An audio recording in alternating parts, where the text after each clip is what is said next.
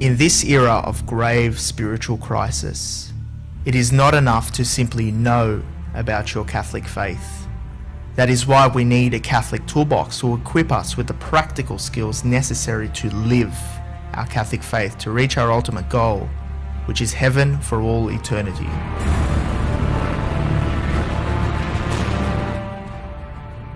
Do not merely listen to the word and so deceive yourselves. Do what it says.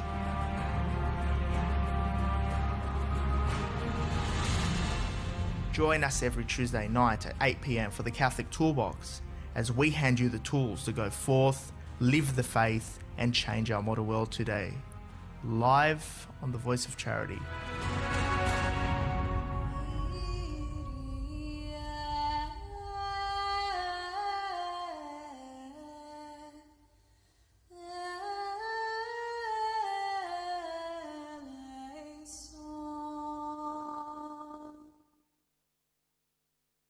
Toolbox, the art of practical Catholicism. I'm your host and founder, George Manassa, here as we equip you with practical tools to live your faith in our modern world of today. And this week, we have a good friend of mine, Martin Fitzgerald. Welcome to the studio.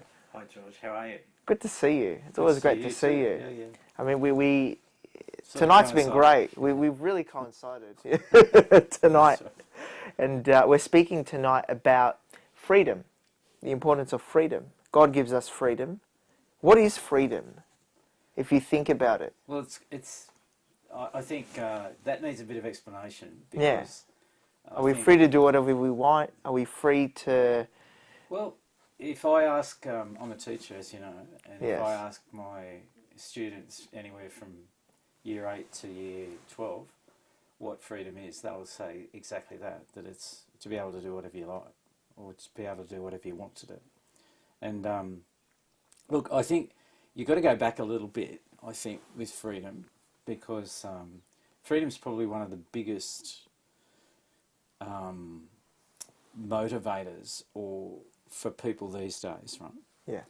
In the sense that it's a value, and it's something that people just want, because our society has basically said for 200 years now or more that that's the most important thing. And look, it's had some wonderful effects, that concentration on freedom. It's meant that people have been more have been able to knock down certain things that were oppressing them, and that was the sort of idea of freedom that came out of the movement called the Enlightenment. Mm-hmm. And but it was a type of freedom which was freedom from things. So freedom from hunger, freedom from oppression, freedom from slavery, freedom from not being able to do what you wanted to do. Oppressive things. Yeah, oppressive Yeah. things. And so it was actually a freedom from things, knocking down the barriers for me Yeah. that are stopping me doing what I want to do. And then I think what's happened is we think that that's the only thing that is involved in freedom, and freedom has another aspect to it, which is what am I going to use that freedom for? So freedom from is what we have put into place in most democracies, where we have that freedom of speech, we have the freedom of assembly, where we can get together with people and do things. We prefer that the government not come in on top of us all the time and tell us what to do. Yeah. That's the sort of freedom that democracy promised. Yeah. But I think there's another one. There's another aspect of freedom, which is freedom for. And if you don't mind, I'll tell a little anecdote. Yeah. But before we go on to that, I just want to introduce the listeners to you. Yeah, go. Who is Marty? Yeah. You want me to say it? Yes. Oh. Who am I? Didn't we see you on a documentary? Yes, you did. You did. You saw me on a documentary. You saw me on, what was it called? An Education in Purity or something like that. Yeah, the one about, the one... And then I actually had written, and they were talking about consent, and consent's a big thing now in relationships, mainly sexual relationships. And I'd written 2 articles because first, when the whole idea of consent came out, the university started to put it into place, and I was at Sydney University the other day, and there were signs up everywhere that you have to do this consent module. So I had a look through it, and I thought to myself, this is basically a thing now because of the hookup culture. Yeah. It's really about casual sex. Yeah. It's not about deeply committed relationships. And I thought to myself, if you want to fix this, sure, I mean, you can fix a lot of sexual abuse, I suppose, if you like, if you put consent in. I'm not so sure about that, but you can see why people are doing it. And making sure that kids know that they have to seek the consent of the other person. But for me, that's a totally inadequate way of looking at sexual relationships. And of course, according to our faith, and something I believe, is that those relationships should be kept for marriage. And so the problem was, it seemed to me, hookup culture, which stems somehow from the sexual revolution. And they're trying to patch it up. And so I wrote a couple of articles. And so they picked this very small piece out of one of my articles. Yeah. Which, if I was to write it again, I'd probably change it. Yeah. Because it came across very badly. Yeah. But in the end, most of the article they didn't pay any attention to. And I said, well, in the end I said to them, you can put as many consent, programs into place as you like, right? But it's not going to solve this problem. Yeah, the underlying issue. The underlying issue is respect for people. Exactly. And there's no respect in a casual sexual relationship. Yeah. There just isn't. There's no reverence for... There's no reverence for the other person. There is no reverence, yeah. And they're trying... So, in my view anyway, I'll probably end up getting on another program because of this. But anyway, that's okay. I don't mind. You're on this program. They'll probably splice it out and put it up. But I don't want any girl to be taken advantage of, and I don't want her to have to do anything against her will, right? But in the end, this is a very poor substitute for good relationships between men and women. Yeah. Or, the sexual relationship in a marriage. It's a very, very poor substitute. And so my criticism was mainly that they're trying to patch up a problem that's been created by the sexual revolution by doing something which is simply a patch-up. Yeah. Now, a lot of people get hurt along the way, and I don't want that to happen. And and it's good for the boys in a way to have this consent training, because the problem now is that they, of course, they've got so much access to terrible stuff on the internet, and so that can confuse them. They might be kids who go to Mass on Sunday Yeah. and even go to confession, Yeah. but they're confused about what's allowable, right, or what's the way they should act. And so that's how I ended up on the program. Exactly. So you're a teacher. I am a teacher. Yes. Been a teacher for 33 years. 33 years. Wow. Yeah. And in the same school. Yeah. I teach at Redfield College. Redfield College. Yes. Which is the little brother of Tangara. Yeah. And these schools are part of a network. They're part of a network called the Pared Academy. Well, not the academy. The academy is there as a teaching mechanism for teachers, right? To give teachers input. But Pared stands for Parents for Education. Yeah. And those schools, Tangara and Redfield, were begun in 86 and 81. 81, I think, for Tangara. Yeah. And 86 for Redfield. And the idea was to bring back that idea that parents are the first educators of their children, and to really give parents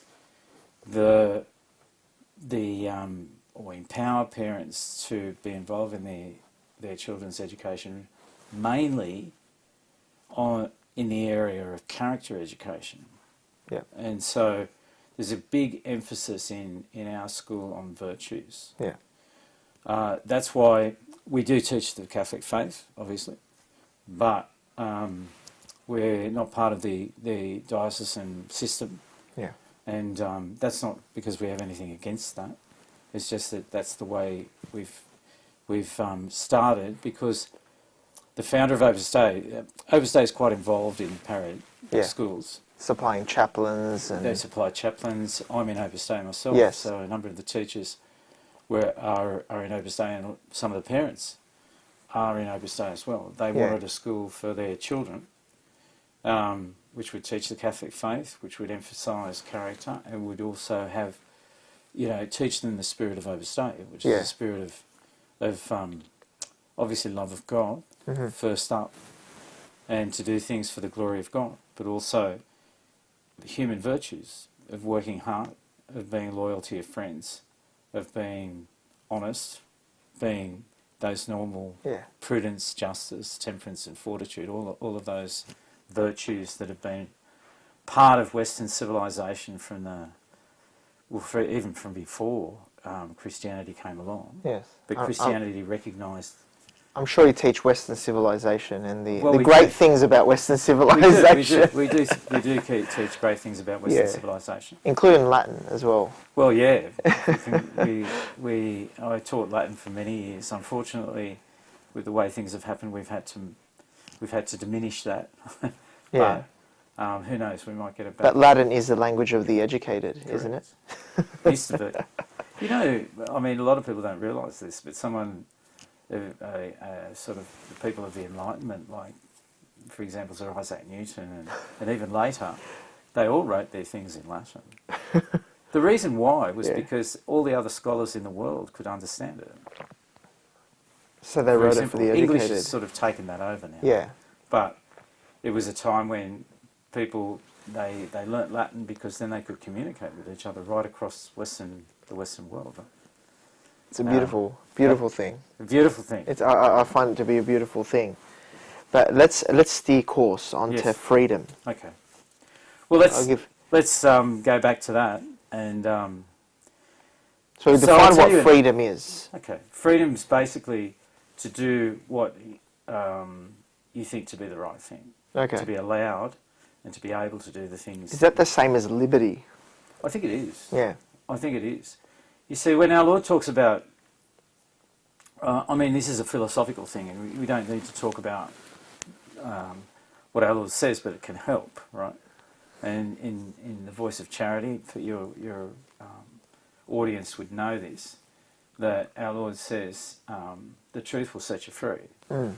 And that's the liberty that most people, I would think up until about the 20th century, sort of understood as liberty. That it wasn't simply a matter of doing whatever you felt like, right? Yeah. There's a great quote from Edmund Burke, who was around at the time of the French Revolution. He was an English writer. And he said that, how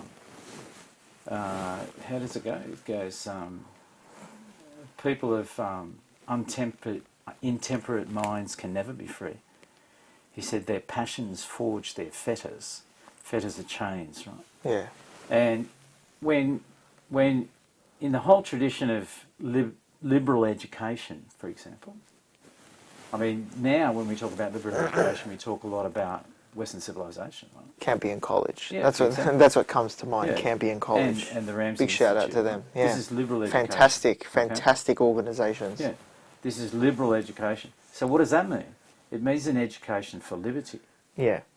But that doesn't mean an education so that you can do whatever you like. Mm-hmm. It's an education which actually liberates you. Why does it? How does it do that? Well, it involves the virtues. It involves getting to know about what it means to be a free and responsible person.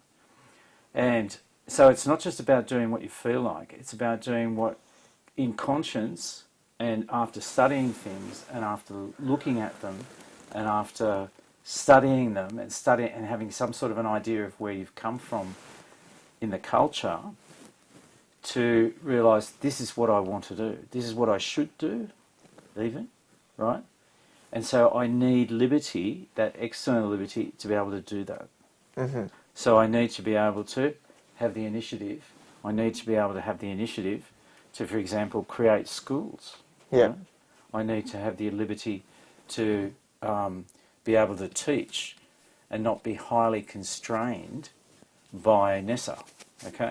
Okay, yep. Or I need to be able to live and contribute to a faith community if I want to. Yep. That I need to be able to have the liberty to be able to employ people in a school or in an institution which are going to help that institution go forward. Yeah? Who agree with the things that institution is involved in and help it go forward. That's a really important liberty to have, and that was what we would call the freedom of religion, freedom of speech, Yes. freedom of assembly. You see, in a certain sense, freedom of speech was originally so prized because many people were, in a way, rebelling against the Catholic Church and wanted freedom in that sense, freedom of religion. Now, I think we've learned a lot since then, and we've learned that we need to give people freedom to believe. You can't constrain people to believe. But if people want to believe, you should give them the possibility of doing that, of not having to go against their conscience, of being able to set up a church, an institution which has certain values. That's freedom of assembly, right? And so freedom then becomes something, well, it's not just about what I feel like doing, it's about what's the best thing for me to do, right?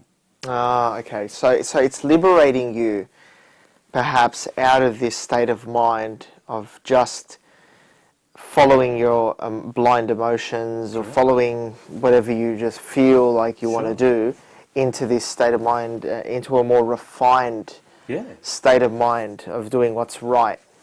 Maybe following what you want to do within the parameters of what's right. Yeah, but accordance with the natural law, perhaps. When you think about it too, I mean, liberty, the Enlightenment concentrated a lot on the individual, right? Yeah. And that's a good thing. Me. Well, that's a good thing. Me, myself, and I. Because in the end, Christianity has contributed to that. Because Christianity comes along and says every individual is important. Because every individual person, Christ has died for them. Yeah. So sometimes the ancient world was a very collective type world. People did things together, and they did them in the way that the king wanted them to do it, or the ruler wanted them to do it. And sometimes their lives were very cheap. So the concentration on the individual is really important. The dignity of every person becomes important. But we've got to understand too that in a democracy that prizes that, you also have to think about that person who's part of a society and even part of a family. Mm-hmm.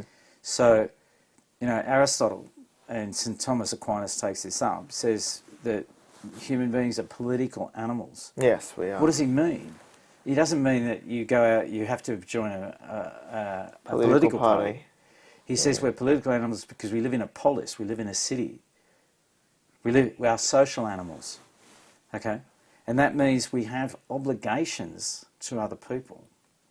And I'm afraid the liberal attitude to things was, well, it's me and the other person, and my liberty ends at the other person's nose, right?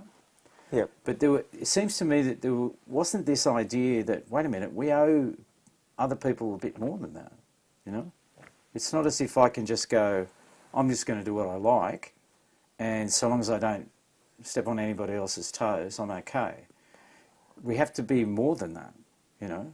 And Catholicism helps us to understand that that's not enough. Jesus helps us to understand that that's not enough. We have obligations to the people around us. Doesn't mean that we should be in each other's pockets all the time and messing with other people's lives. Yeah. But in the end, we do have to create, as much as possible, a civilization of love. And that means that you have people around you. The very fact that you have people around you means that I can't just do what I feel like. But the anecdote I wanted to tell you is that's how you build a society. Yeah, it's how you build a society. That's how you build a society. And what's the problem with the society at the moment? It's atomized. Yeah. You have individuals who are walking around like this, clashing up against each other. Yeah. But there's no solid relationships oftentimes. I mean, this falls into not falls into, but many writers at the moment are talking about we have a pandemic of loneliness. Because that's right. we have people who have lived their lives like that. And then, of course, they don't have friends and a network that bolsters them, right? Yeah, that's a big problem today. So many men aren't part of fraternal groups. They have no sense of fraternity in their life. Yeah. They have no camaraderie. And I find it hard to compute how one could live their life without some kind of fraternity or camaraderie in life. Well, they don't do well. Yeah. I mean, the psychologists will tell you that these things are amongst the most important things that you have, these relationships. And if you don't have them, you can suffer a lot, mentally and physically. I mean, it's well known that men who are married, for example, are much healthier than men who are not, overall, right? Wow. I mean, statistically. Yeah. And when they talk about, when we talk about happiness, for example, what are the big things that seem to help people to be happy is social networks and relationships. It's as if we're made for communion. We're made for one another. We're made to be in communion with one another and to think about the other person. We can't be going about our day every single day without thinking of my neighbour's needs or being considerate. What kind of a society are we building? You know, as George Costanza, I don't know if you remember the episode in the Chinese restaurant where somebody took the phone off him even though he was waiting in line. So what kind of a society are we building? We live in a society. Yeah. And but, I think with all the good things that came with the Enlightenment in some ways, that atomisation, and I think I'm not the only one who thinks that way. I mean, you read people like Charles Taylor, for example. Yeah. And Charles Taylor talks about this, and he talks about how are we going to replace what we had? What are the bonds that we're going to form? And I think we have to get used to the fact that we cannot just simply regard ourselves as an atom which is flying through a universe, knocking up against people, and maybe I'm a bigger atom than everybody else. Yeah. But in the end, once you atomise people, you're losing something really important. You're losing what enriches them from other people and how they enrich other people. And the best way of seeing that is in the family. And of course, the Enlightenment tends to break those things apart because it emphasises so much. It emphasises individuality so much. And we need to somehow recover that. And I think, I mean, many people I think are realising that this is what our faith does, is that it brings people together, that it helps people to bolster each other, it helps them to live in a world which has meaning. And so I think there probably needs to be a huge corrective to the idea of freedom. Yeah. Not political freedom and so forth. I think that's in danger in some ways. But in the sense of our individual freedom, what's my individual freedom? I'll go back to this anecdote I was going to tell you, because I think it illustrates something very good. So there was a boy, he probably in year 8 or 9. He hadn't gone to our school in primary school, but I remember him telling me, I hate this place. I hate this school. Right? He said, there's just rules everywhere, you know, and it's a bubble, and you know, it's just so oppressive, and you've got no freedom here. I mean, which school has... Sounds like every school. Yeah, well... Sounds like a school. Sounds like a school, and that's a bit the problem. And he was really feeling this, and I said to him, I was trying to think, how can I answer this, right, in a way that he's going to understand? So I said to him, well, look, let's put yourself in a situation where you've got everything. You can do anything you like. Yeah. Right? Anything you like. But the question doesn't finish there, or the issue doesn't finish there. Once you've got that, then what are you going to do? With all that freedom you've got, what are you going to do with it? Now, you might say, well, I'll do whatever I want. Yeah. What does that mean? I'm going to make as much money as I can. I'm going to get as much pleasure as I can. I'm going to get, you know, do whatever I like. Yeah. Okay, and once you do that, what have you built? Right? What have you built? What have you done which is worth it? So immediately you're asking yourself about worth. The issue is not just freedom, it's what am I going to build with this freedom that I have? What am I going to do with it? Am I going to be loving towards the people around me? No. Well, you could decide that. Yeah. But you won't decide it if you say, the most important thing is that I get to do what I want. Okay, yep. Or what I feel like. Yeah? Yes. And so going back to that liberty of education is to pull it in and go, what's the best thing that I can do with this? And the best thing you can do with it is love other people. That's the best thing you can do. I mean, the best thing you can do is love God. So it's changing mindset from whatever I can do or whoever or whatever I can be to what is the best. It's the best I can do with my What freedom. is the best? Doesn't that sound like love? It is. Because you want the best for the other person. Exactly. What is the best outcome? And what's the best for me? Yeah. The best thing I can do with my life is love God. Love God. And will doing the best thing make me happy? Yeah. Necessarily. Yeah. So, but I think, and of course, when you're a young guy or a young girl, I think that's hard to see sometimes. Yeah. Because so many other things are pulling you in different directions. It looks like other people are happier, particularly when you're young. If someone has a better pair of shoes than you, they look like they're happier. But part of growing up is realising that that's not what is going to make me happy. That what's going to make me happy is actually doing things for other people. And so the whole process of maturation is about turning from myself outwards. Yeah.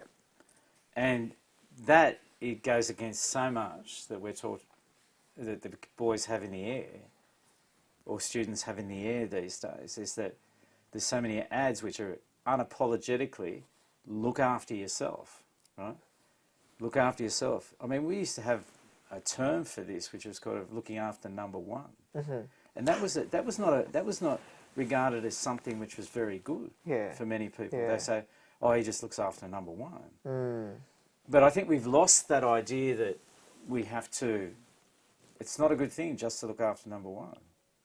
It's a good thing to look after the people who are around you. How are you going to form a family with children if your attitude is, I'm going to look after number one? It won't work. That's not going to be a very functional family. And hence, the building block of society, it's not going to be a very functional society. I mean, that's why sometimes, I mean, I don't know if you feel this, maybe we live in Sydney, and we're in Sydney too much, but there's a lot of, there's no consideration sometimes when you're out and about in your day-to-day life with people around you, just traffic-wise, everything else. What kind of a society would we build where nobody cares at all about other people? There are no considerations, even in small details. How about working with somebody day-to-day? How about starting a family? How about caring for your parents? How about making some tough moral decision, perhaps, at work? Or as a politician, now you're in public office. Whoever you are, or whatever you are in society, having this liberated mind with this true education will free you to be a better building block of society, and we're going to have a better society. Of course. This is what originally people thought of as a liberal education. Yeah. You were liberated from just following your whims. Yeah. Just following whatever you felt like. Yeah. Just following, oh well, I'll do whatever, right? Yeah. I mean, they used to have other things that they taught them, like king, God, and country, right?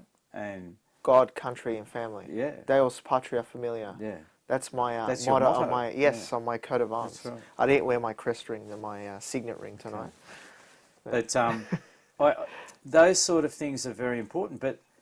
And then you realise that this falls squarely into the whole area of even the catechism, right? Yeah. Which is, what are we here for? Well, we're here to know, love and serve God. Yeah. And to enjoy Him forever in the next life. Right? Ah, so it makes sense. If a God exists, all this stuff clicks a little bit more. There's some kind of an accountability. But even because if there wasn't a God, why would I care about my neighbour? Well, that's the famous Dostoevsky thing, right? but in the end, even people like who lived, 400, 500 years before Christ realised the pettiness of trying to live your life on the basis of eating, drinking, making merry, having plenty of money, basing your life on pleasure. They realised this isn't solid happiness. This isn't solid goodness. You know what I mean? Yeah. They understood that. Amongst other reasons, because they had seen people go again and again in that direction, and it hadn't taken them very far. Yeah. They could see it too, that that sort of attitude to life was a sort of a barbarian attitude. Yeah. And they thought of themselves, we built this place called Athens on the basis not of doing whatever you felt like, but of doing what you should, and of having a civic mindedness and wanting to get things done and wanting people to be able to live a reasonably good life. I mean, they didn't understand. They didn't understand that. And that was good for everyone. Well, except for perhaps for the slaves. Yeah. Sometimes we forget the slaves in Athens, but at least it was just call it employment. And of course, as democracies grew, the idea of democracy grew, helped by Christianity, by the way, that it was that regard. Well, you can't regard these people who work for you as just things. You have to begin to regard them as human beings. Wow. Christianity was the thing that brought that around. Even though St. Paul, as a lot of people know, accepts the fact that there are slaves, but he's the one who liberates them by saying there's no freedmen anymore nor slaves in Christ. Right? Wow. So that would have elevated that society to the supernatural level. And or maybe to the natural level, because it's human dignity. Level. I mean, Christianity's not, the famous phrase that you know, that grace doesn't destroy nature. Yeah. It elevates nature. Yeah. And I think most of us who try to practice our faith realise that we're probably better people doing that than if we didn't have it. There's a very famous English writer by the name of Evelyn Waugh, who wrote Brideshead Revisited and quite a number of other great English novels. And he wasn't a very nice person, apparently. Yeah. And he was an unusual fellow in Oxford of the time because he became a Catholic. And the sort of Catholics were, you know, that was sort of fast way to going crazy, or, you know, for degradation and hell. And but he wasn't a very pleasant fellow, even though he'd converted. And someone said to him once, he said, "Evelyn, I don't understand it. You're such an unpleasant fellow, and yet you say that you're a Catholic." And he said, "Well, just think how much worse I would be if I were not." Well. Which I think we could also, you know, I mean, I think Christianity lifts people up and makes them better. And is the natural law not enough to make a society? That's a good question. That's a very. I just thought of it now. That's a very good question. Is the natural law insufficient? I have always wanted to think that the natural law is in a way enough, because I think you get people who live the natural law in their own lives. They may not know Christianity, but they live the natural law in their own lives. And I think to myself, anyone can understand this. Like, anyone can understand. Anyone can, really? Yeah, I think so. Anyone can understand it. And I would like to think that the natural law would definitely create a much better place than we have now, in my view.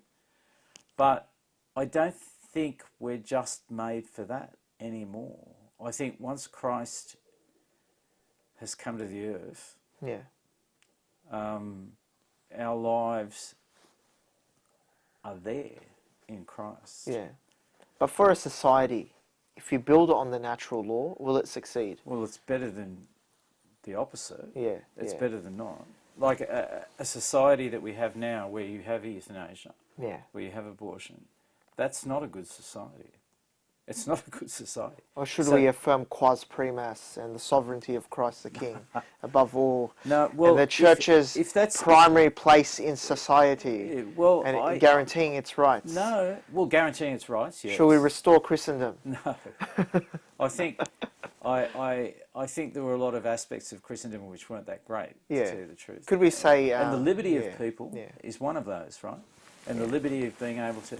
Because Christendom sort of says, in a way, I mean, it was much better than a lot of people paint it now, but Christendom, in a way, it had a lot more freedom than people think it did, I think.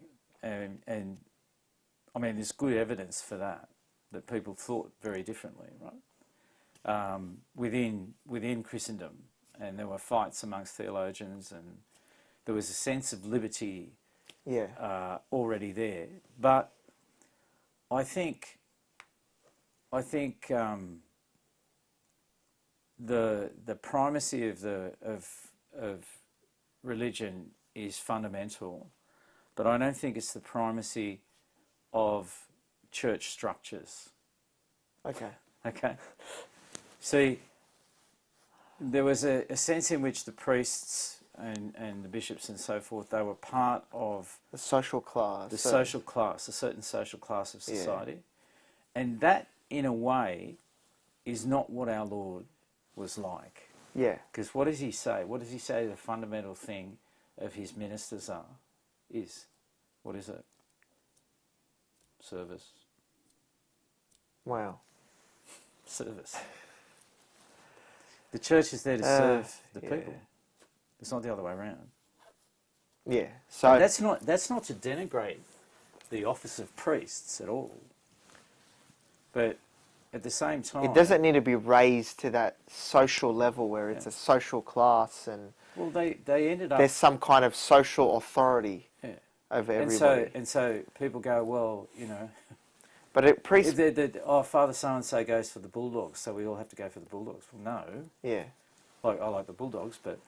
Or the village, or we cast back to a Lebanese mindset, you know, the village priest wants to settle a fight between two people. Yeah, the village priest is the mediator for the village. Look, sometimes... The reason I say that is because I can't see how this sort of clerical mindset applies to today with young people. No. I think it's an old school sort of thing in my grandparents' days. And look, can I... You know, sometimes, I mean, I can get on to what you're talking about with the Lebanese because in a similar way it was the same, it was similar in Ireland. I knew you were going to say that with the Irish. It was similar in Ireland. But people now denigrate that. Like, there's a very strong anti-clerical... Now it's flipped the other way.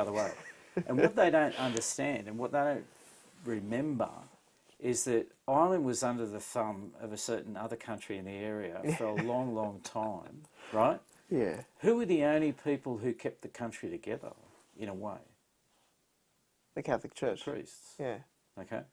And my mum's Australian, yeah, but my dad was Irish, and my mum used to get in typical sort of Australian fashion. She used to get a bit annoyed with the deference that was given to priests, like... That, you know, it's good to have deference for the priests, right? But the priests shouldn't want it. Yeah.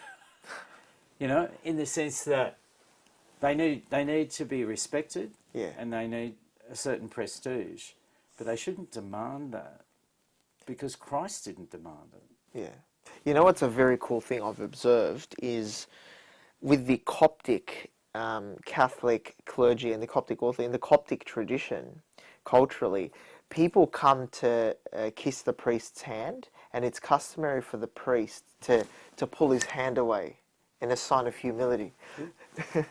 And I was speaking to a priest friend of mine, a Roman priest, who went there as well. People were kissing his hand, and by the end of it, he found out he was supposed to pull his hand away, and he said, "Well, I was the least humble person out of everybody, well, not pulling my hands away." Yeah, he probably felt like he would have liked to pull it away. Yeah, but getting back to the topic of freedom,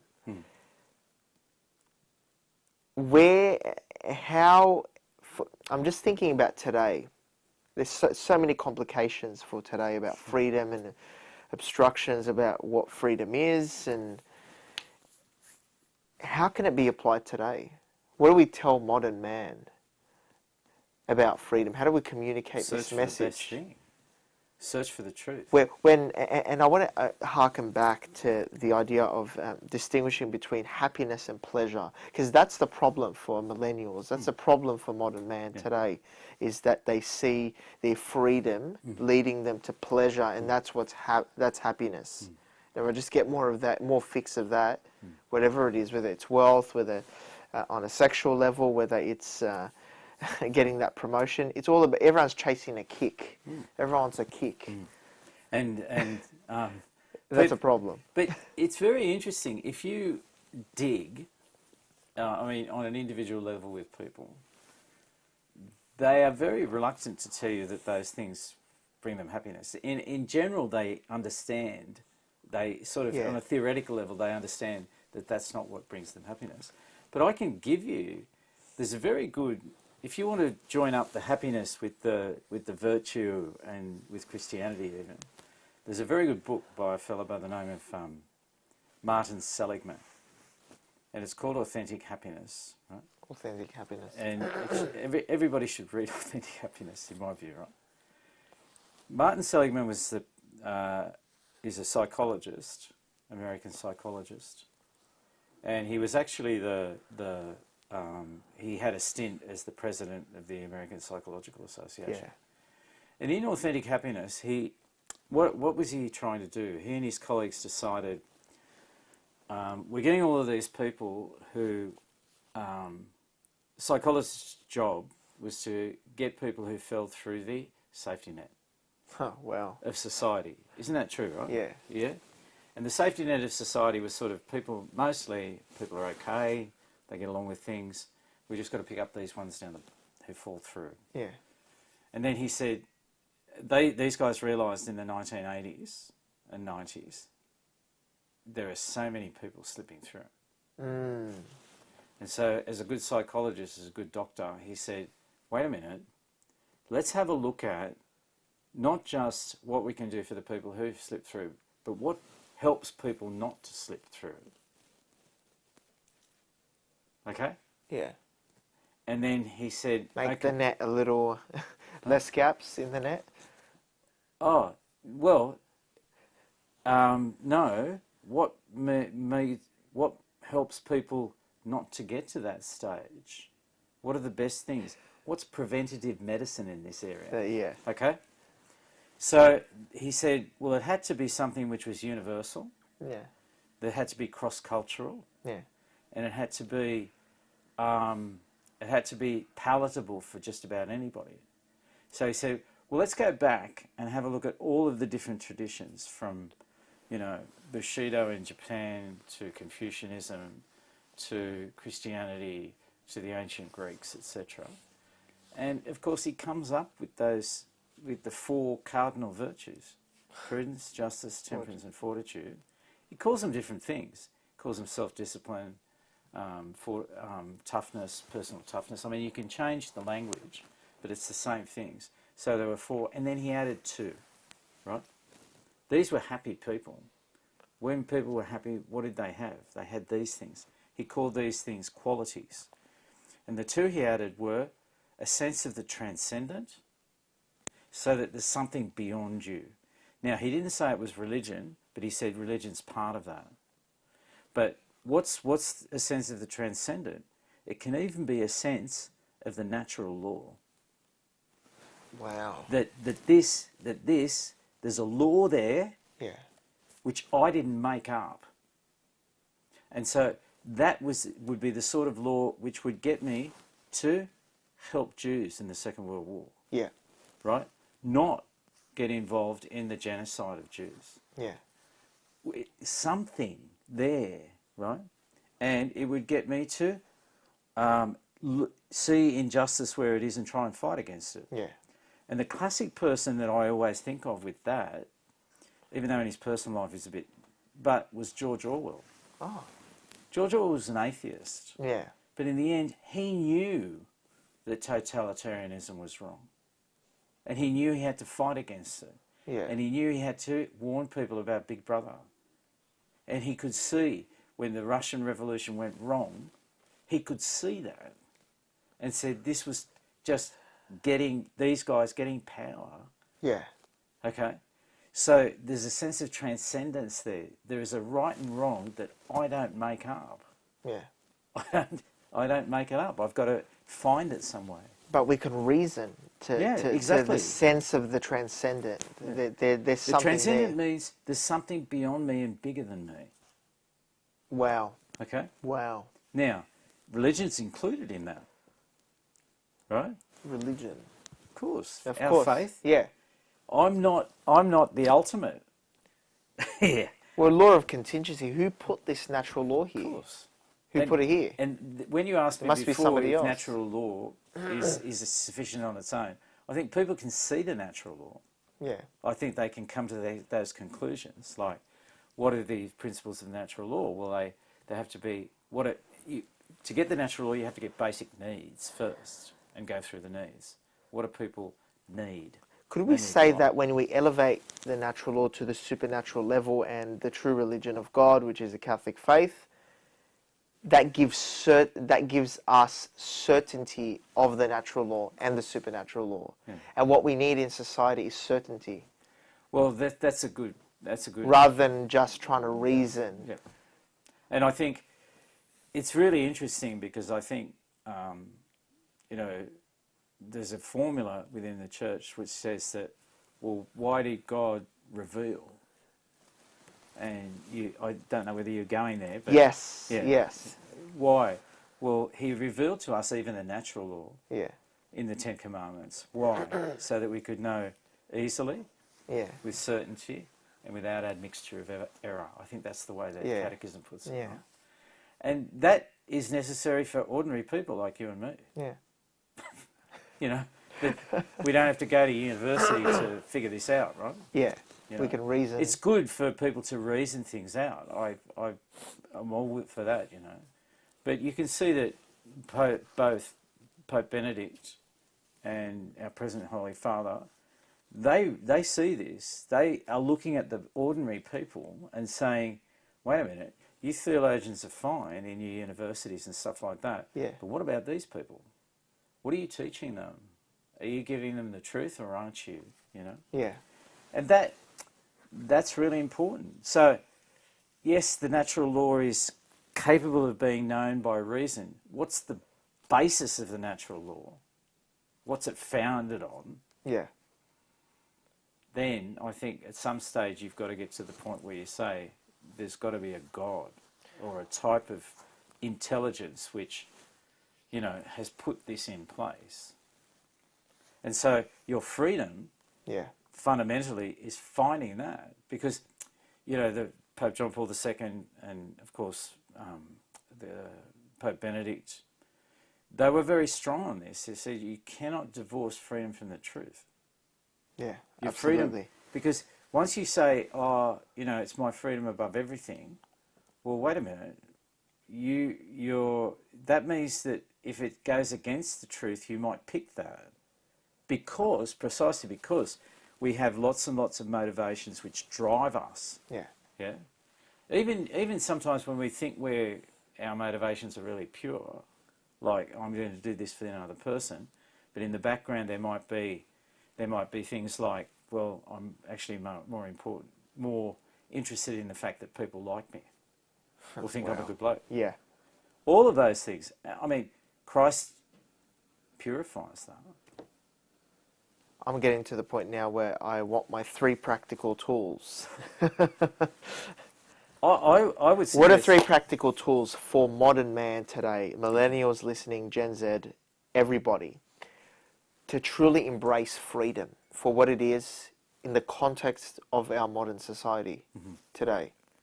How can we be free? What steps can we take? What practical steps can we take to be free?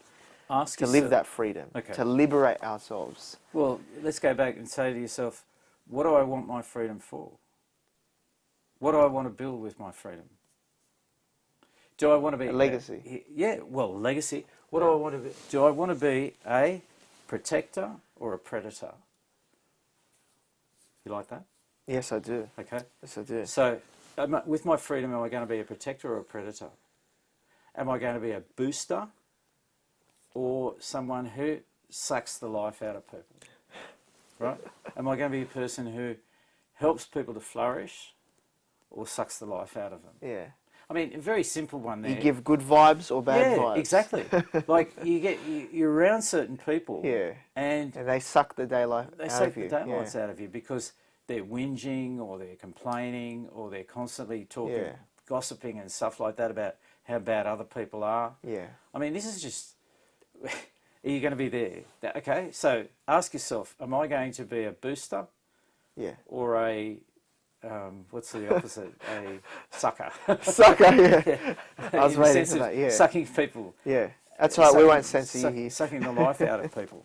Am I going to be a person who brings people together? Yeah. Or divides them? Am I going to be a predator or a protector? I mean, that's particularly important for blokes with respect to their future wives and marriages. And to realise that, you know, I'm going a bit off task. That's one, okay? Yeah. Ask yourself, what am I going to do with my freedom first? Okay? If I have all the freedom I want, what am I going to do with it? Important question. Yeah? Because if you're deciding now, because in the end, what you do now, with all of your freedom now, what you do now, you're building up what you're going to be in the future. Yeah. It's not... Some people, I mean, young people, I think, we always think, you know, I thought too, that, oh, well, I can sow my wild oats and then I'll bring it in. It doesn't work like that. Because in the end, the habits that you have in the future, again, are being formed now. Yeah. Now, people have great conversions and things like that, but you really want to build yourself up into the sort of person that you want to be.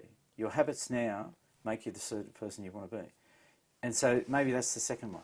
Look at your habits. Yeah. If you're sloppy now, right? I heard someone say the other day that certain people go into what's called now goblin mode. Goblin mode, wow. Where they just don't shower, don't do anything, just wander around, play games, and stuff like that. It's goblin mode, right? Maybe I have some goblin mode in me. Yeah, well, if we let ourselves go, you can ask my wife. Yeah, we've all got goblin mode in us, right? But the important thing is to recognise that and say, well, wait a minute. If I don't want to be goblin mode when I'm a father, yeah, okay, and make all my kids sort of goblin mode, go into goblin mode because they're going to imitate me. Yeah. I have to fix myself up. Yeah. I have to be an example. I can't tell the kids later on, oh no, you can't do that, if I'm doing it myself. Exactly. So you're getting your future self now. You're building your future self now. And one of the best ways you can use your freedom is decide what sort of person do I want to be. Yeah. And start working towards it. Exactly.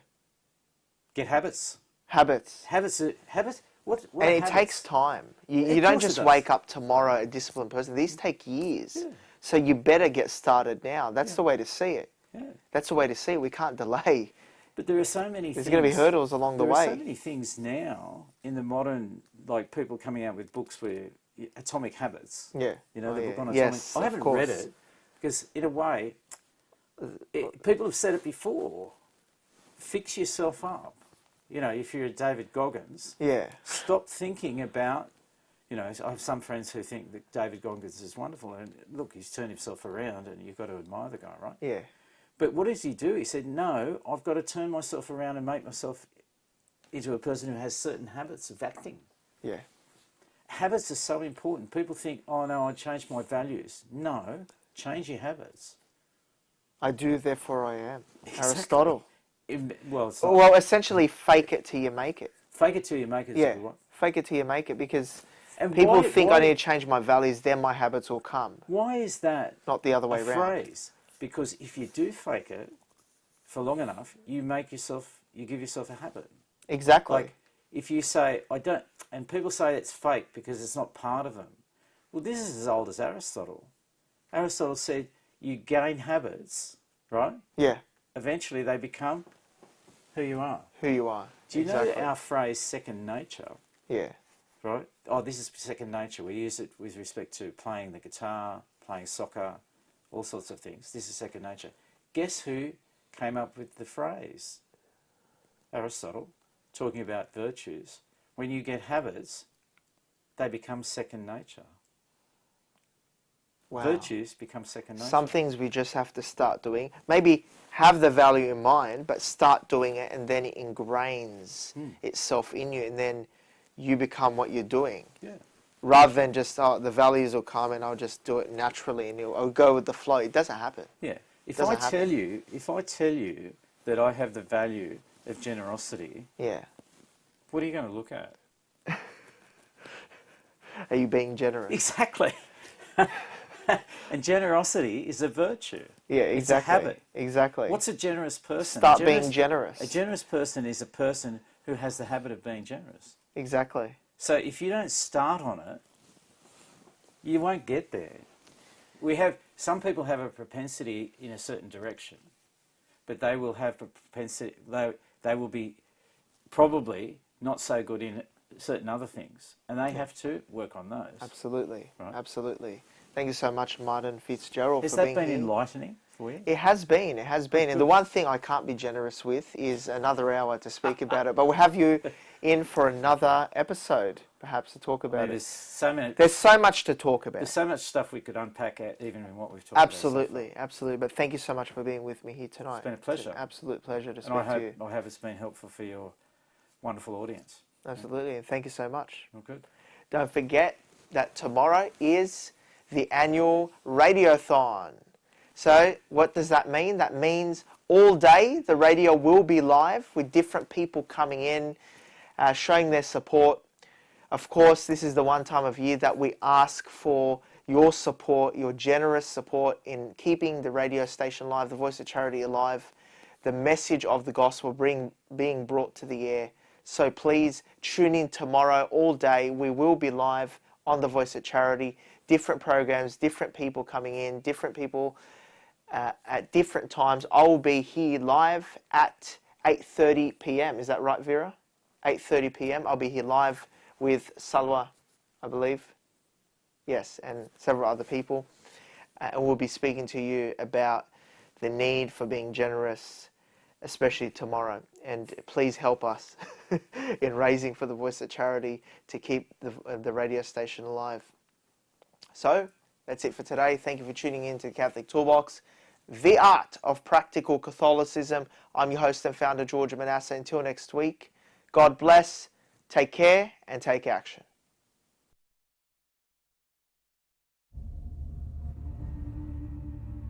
In this era of grave spiritual crisis, it is not enough to simply know about your Catholic faith. That is why we need a Catholic toolbox to equip us with the practical skills necessary to live our Catholic faith to reach our ultimate goal, which is heaven for all eternity.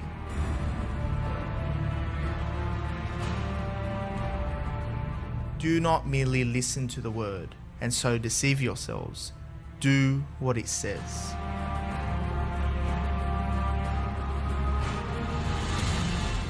Join us every Tuesday night at 8 p.m. for the Catholic Toolbox as we hand you the tools to go forth, live the faith, and change our modern world today. Live on The Voice of Charity.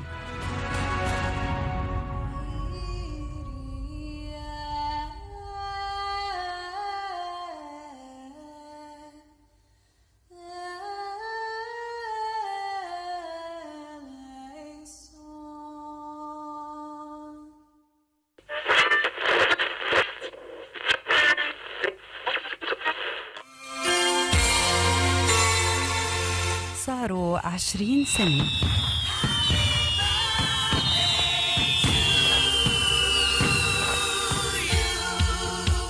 سبعة آلاف وثلاثمئة يوم من إذاعة الخبر السار بأستراليا وبالعالم.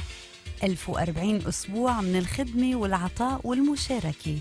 بنعمة ربنا وبمجهود كتار وبفضل ثقتكن ودعمكن رسالة إذاعة صوت المحبة مستمرة.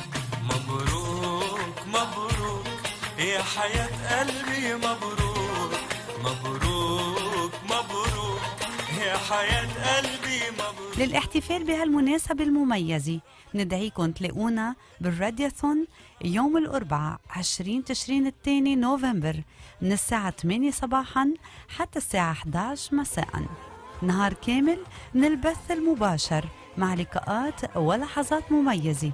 حضوركن ومشاركتكن بيزيدوا فرحتنا.